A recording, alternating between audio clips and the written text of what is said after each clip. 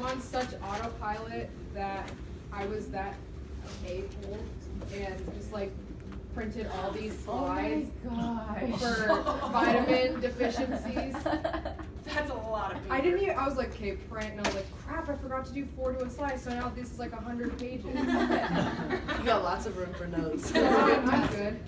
Oh man. Okay. Questions? So good. She's a grad student, she has no time for Don't. Yeah, she does. No, I don't. Big presentation on Friday today. Okay. Questions? Yes. Can we go over CPS and arginine in the urea cycle? Which question? That's I think A. Dude, actually, that's Okay. really good. I know. Okay. I know. I think of all those things. No, I'm actually. Okay, what else? I mean, that'll only take like 5 minutes, so if you guys want to leave us. No. Can you go? Transaminases.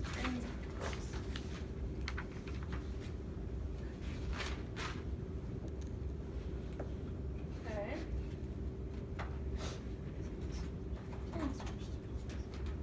What else? Yes. The ligand binding receptors. What? The ligand binding receptors. What does that pertain to? Yeah, it's the APO stuff. Okay. Can we go? We don't need to know that. What? We don't need to know ketogenesis. We don't? No, he's just, the last study thing, he said we only need to know a few things about it. Okay.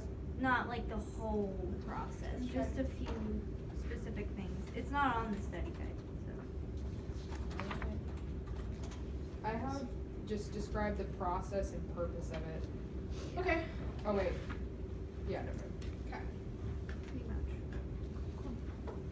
I just want to.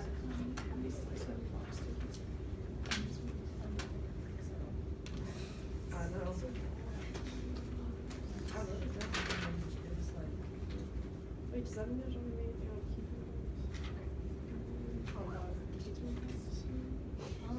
I just have like. Do you think we'd have time to go over the metabolism of lipoproteins? Like, With LDL? LPL? Yeah, Okay.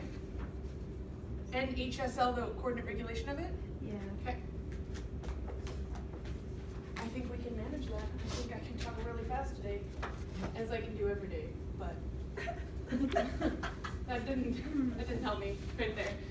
Okay, so is that, you think that's good? Any other questions? No? Okay, so CPS, not Child Protective Services. That would be really. That is how I remember this. I'm just fine.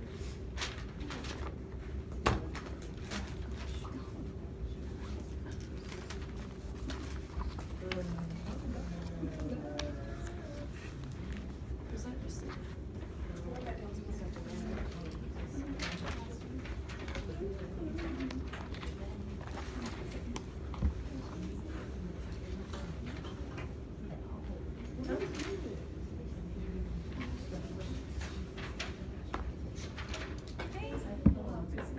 When we're done, don't forget to sign in on the sign-in sheet, wherever it is.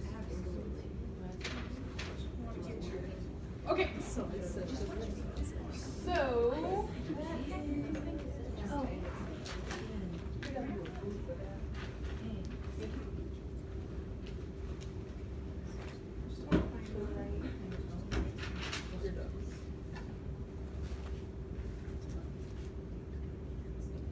So with CPS,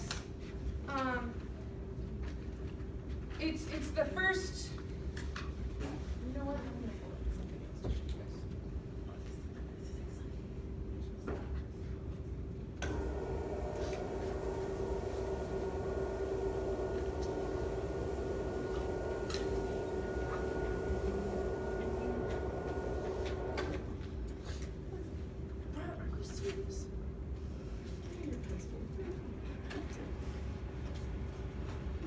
It's like the walk sign. You know, you just press the on button enough times, it'll not vibrate. Okay. So,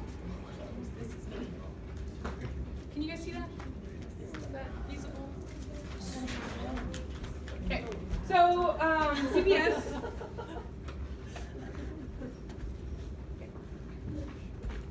CPS is this carbamyl phosphate synthetase 1. Basically what it's doing is it's taking that ammonia, right, from protein catabolism, and this is available on Canvas underneath your study sessions on that PowerPoint Google Bobber.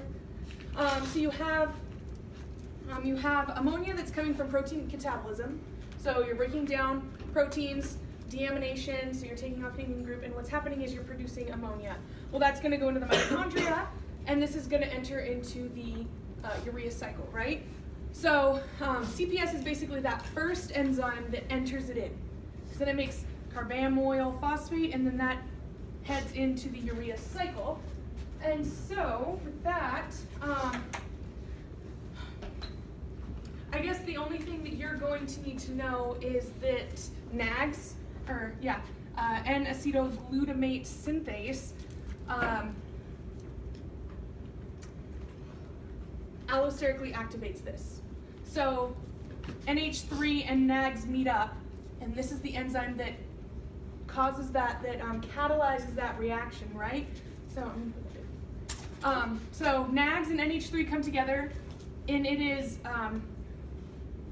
catalyzed by CPS. And so if we have a lot of this coming in meeting NH3, then what this is going to do is allosterically activate this, saying, okay, hey, I'm meeting up with ammonia, and we need to get this cycle going. So NAGS will allosterically activate that. And then you also have arginine. So arginine is going to be an intermediate in the urea cycle, right? And it also is going to reflect adequate protein status, okay?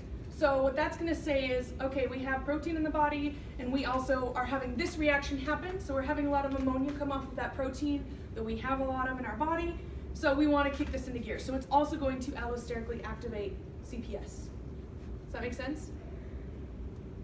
Okay. So any other questions on that, or does that clarify things, or for what CPS does? It's kind of it's more of a back burner thing that he's talked about. It's not anything that's really been front and center from what I've noticed, but I think it is important to know, just at least, hey, this meets up with this, and so that kind of like, trying to think back to glycolysis, that feed forward activation, the substrate before, if it gets built up, because it's saying, hey, I'm meeting up with ammonia, it's going to say, okay, now you can do your thing. It's like PFK. Mm-hmm. Yeah, with FDP, right? FDP allosterically activates it, feed forward. So it's kind of, it's just kind of like, let's go. And then arginine, which is a part of the urea cycle, if it's also out in the other part of the body or whatever, just think out in no man's land. If you have enough for the urea cycle, and it's also kind of spilling over, then that's indicative of an adequate protein status. So that's also going to come forward and say, okay, let's get this into gear because we have protein and we're going to be creating ammonia from protein catabolism. So, okay, make sense? Wait, hold on. What did you just say? I totally spaced out. That's okay. That's spilling over and is indicative of not... Arginine. Indicative of what? Okay, so I know high arginine is indicative of adequate protein status, but what did you just say about if it's spilling over, it's not adequate? No, it is. Oh, Sorry, okay. I might have It said sounded not. like it. Sorry. Unadequate, sorry. Like an AN space. I should be careful with my words. So arginine, if you have an adequate amount of arginine, it's going to spill over, and it is going to tell the body, hey, I have enough protein, so I can come up here and allosterically activate this. So once again, this gets its bum kicked in gear. Make sense? Okay, we good on that? Anything else on the urea cycle that you want to know about?